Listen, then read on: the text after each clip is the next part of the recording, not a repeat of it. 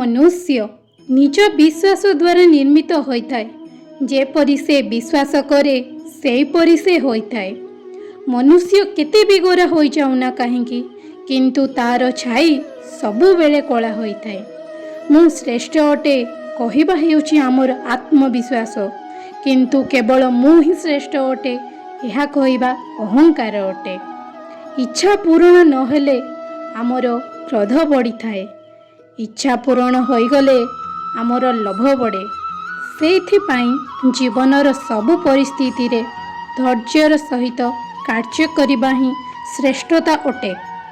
जदि केवल संपूर्ण हेबा ही प्रेमर नियम अटे तेबे मीरा कदापि कृष्ण को प्रेम करि न थांते। जीवनर रणभूमि रे निजे कृष्ण एवं निजे ही अर्जुन हेबाकु पड़िଥାଏ, कारण प्रतिदिन निज निजर सारथी होई जीवनर महाभारत को लड़िबाकु पड़े।